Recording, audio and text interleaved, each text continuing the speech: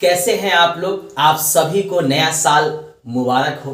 आज हम कृषि के बारे में डिटेल से पढ़ेंगे कि कौन सा राज्य भारत में कौन सा फसल सबसे अधिक उत्पादन करता है, किसका क्षेत्रफल सबसे अधिक है कृषि के क्षेत्र में।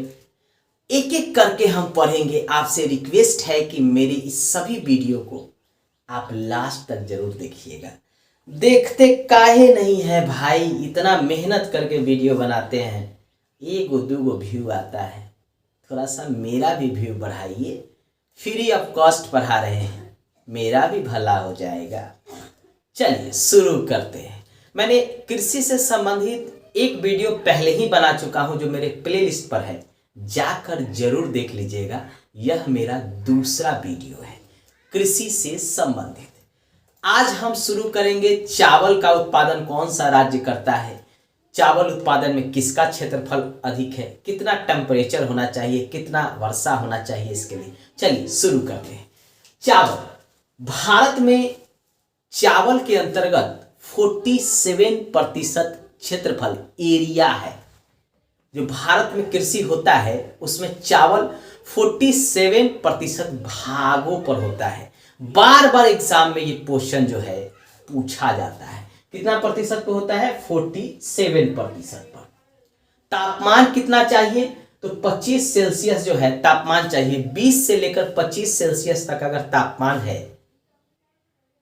तो धान जो होता है उसके लिए उत्तम माना जाता है, अच्छा माना जाता है। वर्षा भी चाहिए, पानी भी चाहिए, क्योंकि फसल होने के लिए पानी तो चाहिए ना।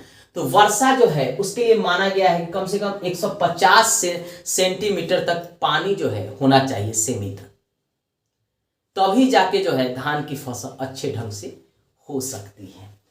उत्पादन में कौन कौन सा राज्य जो है प्रथम स्थान पे है? तो पश्चिम बंगाल सबसे अधिक उत्पादन करता है, फिर उत्तर प्रदेश करता है और फिर पंजाब करता है। सबसे ज्यादा चावल का उत्पादन क्रम से पूछता है कभी कभी कि चावल उत्पादन करने वाले राज्य पहले स्थान पे कौन है, दूसरे स्थान पे कौन है, तीसरे स्थान पे कौन है। तो पहले स्थान पर पश्चिम बंगाल, दूसरे स्थान पर उत्तर प्रदेश और तीसरे स्थान पर पंजाब। अब क्षेत्रफल में, एरिया में भी बार बार पूछता है। तो एरिया में, क्षेत्रफल में पहले स्थान पे उत्तर प्रदेश, दूसरे स्थान पे पश्चिम बंगाल और तीसरे स्थान पे छत्तीसगढ़। देखिए एरिया, क्षेत्रफल में और उत्पादन में अंतर हो गया। जहां क्षेत्रफल में सबसे ज्यादा जो है इसके अंतर्गत, चावल के अंतर्गत उत्तर प्रदेश का क्षेत्र आता है, लेकिन उत्पादन में पश्चिम बंगाल का क्षेत्र आता है। इसको आप याद रखिएगा।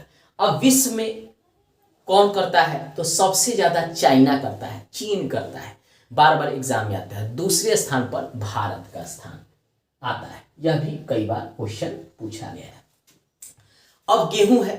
चावल के बाद भारत में सबसे ज्यादा गेहूं होता है। तो गेहूं के अंतर्गत कितना तापमान होना चाहिए? आइए उसको देखते हैं। तापमान होना चाहिए 20 डिग्री सेल्सियस। 18 डिग्री से 20 डिग्री सेल्सियस के बीच जो है इसका तापमान होना चाहिए, तभी गेहूं में अच्छी बाली जो है आ पाता है, यानी अच्छा गेहूं होता है। वर्षा भी होना चाहिए। तो 50 सेंटीमीटर से 75 सेंटीमीटर तक वर्षा जरूर होना चाहिए, तभी जाके अच्छे ढंग से गेहूं की खेती हो सकता है। क्षेत्रफल में तो सबसे ज्यादा उत्तर प्रदेश में क्षेत्रफल है, उसके बाद जो है मध्य प्रदेश में आता है और तीसरे स्थान पे पंजाब। मतलब सबसे ज्यादा क्षेत्र पर, एरिया पर अगर गेहूं की खेती होती है तो उत्तर प्रदेश में, उसके बाद मध्य प्रदेश में, उसके बाद पंजाब में। लेकिन उत्पादन की बात आए तो यहाँ उत्पादन में भी सेम है। पहले स्थान पे जो है उत्तर प्रदेश है, दूसरे स्थान पे मध्य प्रदेश हो गया है और तीसरे स्थान पे पंजाब हो गया है। यह 2022-23 का जो डाटा है भारत सरकार का, जो हर साल जो है सरकार के द्वारा बजट पेश किया जाता है, तो कृषि में, खनिज में जो है उतार चढ़ाव राज्यों में देखा जाता है, तो उसके अनुसार ये डाटा है। पहले जो है उत्तर प्रदेश उत्पादन में पहले स्थान पे था, दूसरे स्थान पे पंजाब था, लेकिन अब चेंज हो गया है। अब जो है पंजाब के स्थान पे जो है मध्य प्रदेश का स्थान आ गया है। विश्व में सबसे ज्यादा चीन करता है और दूसरे स्थान पे भारत का है। इसको भी याद रखिएगा, बार बार जो है एग्जाम में पूछा जाता है। उत्पादन, क्षेत्रफल विश्व में उसके बाद कितना तापमान होना चाहिए, कितना क्षेत्रफल होना चाहिए, कितना वर्षा होना चाहिए, ये सब बार बार जो है पूछा जाता है। चलिए अब हम देखते हैं कपास का। तो कपास के लिए तापमान 25 डिग्री से लेकर 30 डिग्री तक होना चाहिए। मैक्सिमम 30 डिग्री से अधिक जो है तापमान नहीं होना चाहिए, 30 डिग्री सेल्सियस से। वर्षा जो है 70 सेमी होना चाहिए, इसको वर्षा कम चाहिए कपास के लिए। पाला नहीं होना चाहिए, कपास की खेती के लिए हानिकारक होता है, इसीलिए कहा गया है पाला नहीं होना चाहिए। इसके अलावा काली मिट्टी में अच्छे ढंग से होता है कपास की खेती। इसे जो है श्वेत सोना, व्हाइट सोना भी कहा जाता है महाराष्ट्र में, इसको भी याद रखिएगा। सफेद सोना भी इसको कहा जाता है। क्षेत्रफल सबसे ज्यादा महाराष्ट्र में है, फिर गुजरात में है और तीसरे स्थान पर जो है तेलंगाना में है। उत्पादन लेकिन गुजरात सबसे ज्यादा करता है, यह भी याद रखिएगा। दूसरे स्थान पे तेलंगाना है, तीसरे स्थान पे महाराष्ट्र। देखिए क्षेत्रफल में जहां महाराष्ट्र का स्थान कपास की खेती करने में सबसे अधिक आता है, लेकिन वही उत्पादन की बात आती है तो गुजरात का स्थान आ जाता है, तो इसको याद रखिएगा। काली मिट्टी का विस्तार सबसे अधिक महाराष्ट्र में और काली मिट्टी में ही कपास की खेती होती है। लेकिन अगर प्रति हेक्टेयर उत्पादन देखेंगे सबसे अधिक तो गुजरात में है। उसके बाद पहले आता था महाराष्ट्र उत्पादन में, अब आ गया है तेलंगाना 2022 के डाटा के अनुसार, और तीसरे स्थान पे महाराष्ट्र खिसक गया है उत्पादन में। क्षेत्रफल में अभी भी प्रथम स्थान पे महाराष्ट्र ही है, तो इसको याद रखिएगा। यहां से बार बार पूछता है कि कपास के लिए कैसा होना चाहिए, आकाश तो साफ होना चाहिए, पाला रहित होना चाहिए, पाला नहीं होना चाहिए क्योंकि यह फसल को नुकसान देता है। सबसे ज्यादा कपास की खेती किस मिट्टी में होती है, तो काली मिट्टी में सबसे ज्यादा काली मिट्टी है महाराष्ट्र में। सबसे अधिक उत्पादन कौन करता है, तो गुजरात। बार बार एग्जाम में पूछा जाता है। देशज फसल है, याद रखिएगा, देशज फसल है। उसके बाद आता है जूट। जूट उत्पादन के लिए तापमान होना चाहिए 25 डिग्री से लेकर 35 डिग्री सेल्सियस जूट के लिए, ठीक है। वर्षा होना चाहिए 100 डिग्री से लेकर 150 सेंटीमीटर तक वर्षा होना चाहिए। उत्पादन जो है सबसे ज्यादा पश्चिम बंगाल करता है, उसके बाद बिहार है और तीसरे स्थान पे असम का स्थान आता है। क्षेत्रफल भी पश्चिम बंगाल के बाद बिहार और फिर असम, मतलब यहाँ पे उत्पादन और क्षेत्रफल दोनों बराबर देखने को मिल रहा है। सबसे ज्यादा पश्चिम बंगाल, फिर बिहार और फिर असम। क्षेत्रफल में भी वही बात है, सबसे ज्यादा पश्चिम बंगाल, फिर बिहार, फिर असम। 60% उत्पादन जो है अकेले भारत जो है जूट का करता है और सबसे अधिक उत्पादन जो है पश्चिम बंगाल करता है। बिहार में भी कटिहार और पूर्णिया में जो है बड़े पैमाने पर कपास की खेती होता है, याद रखिएगा, बिहार के एग्जाम में पूछता है, ठीक है। अब है गन्ना, बार बार एग्जाम में पूछा जाता है। तो गन्ना उत्पादन में भी तापमान 26 डिग्री सेल्सियस होना चाहिए, वर्षा जो है 150 सेमी के बीच होना चाहिए और उसके अलावा पाला गन्ना में भी हानिकारक होता है, इसलिए पाला नहीं होना चाहिए। वो देखते हैं ना, ज्यादा ठंड पड़ने पर पत्ता सिकुड़ने लगता है, उसे वो कहते हैं पाला, अधिक ठंडा के कारण ऐसा होता है।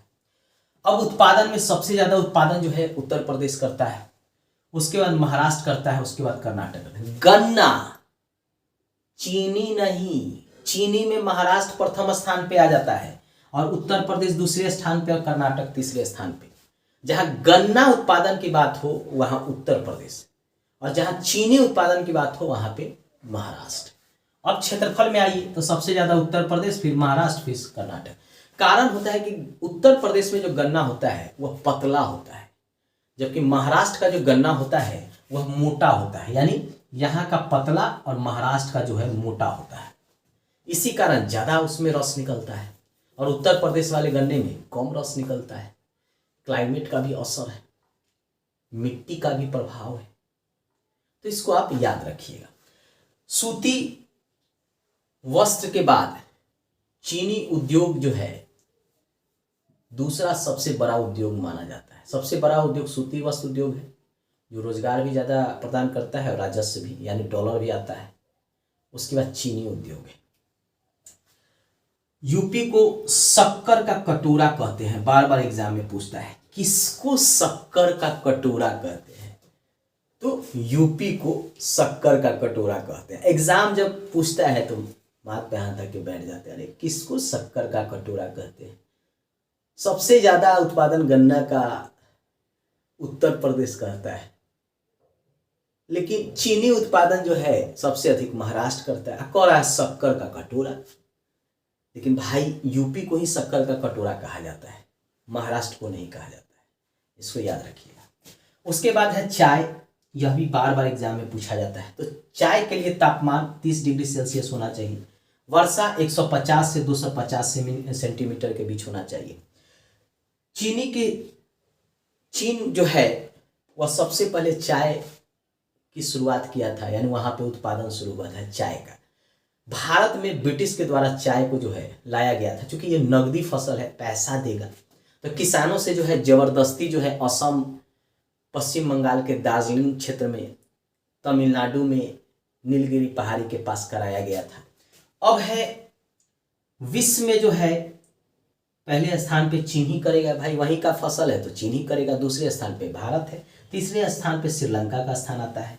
इसको भी पाला नहीं चाहिए, अगर रहेगा, ज़्यादा ठंड रहेगा तो चाय की पत्ती सिकुड़ जाएगा। अब उत्पादन कौन करता है सबसे ज़्यादा, तो सबसे ज़्यादा असम ही करेगा, सीधी सी बात है। दूसरे स्थान पे पश्चिम बंगाल है, तीसरे स्थान पे तमिलनाडु। क्षेत्रफल भी सबसे ज़्यादा जो है असम में ही है, फिर पश्चिम बंगाल, फिर तमिलनाडु।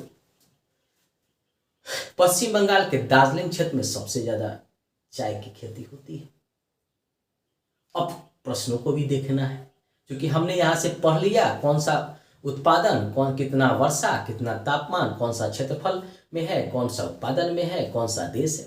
तो भाई यहां से क्वेश्चन भी कैसे पूछेगा यह भी जानना जरूरी है ना मेरे प्यारे दोस्तों, क्योंकि चैप्टर पढ़ने के बाद क्वेश्चन भी वहां से आना चाहिए एग्जाम में। चलिए क्वेश्चन को भी देखते हैं। पहला क्वेश्चन है, भारत में कितना प्रतिशत पर चावल की खेती होता है, तो 47% पर चावल की खेती होता है। ठीक है, चलिए इसको हम इस तरह सही करते हैं। ठीक है, अगला प्रश्न है, भारत में चावल उत्पादन में कौन सा राज्य प्रथम स्थान पे है। अभी हम बताए हैं पश्चिम बंगाल है प्रथम स्थान पे। गेहूं का उत्पादन सबसे अधिक कौन सा राज्य करता है, उत्तर प्रदेश करता है, सीधी सी बात है।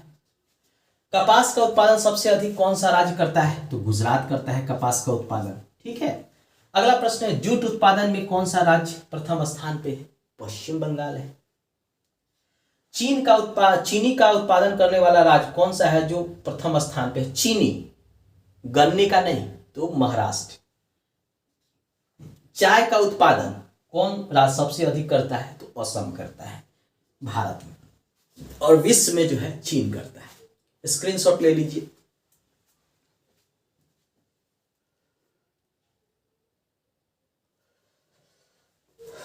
दोस्तों मैं कोई भी चैप्टर पढ़ाऊंगा तो पहले पढ़ा के उसके बाद उसे क्वेश्चन भी कराऊंगा, तो इस बात को आप याद रखिएगा और लास्ट तक जरूर वीडियो देखिएगा।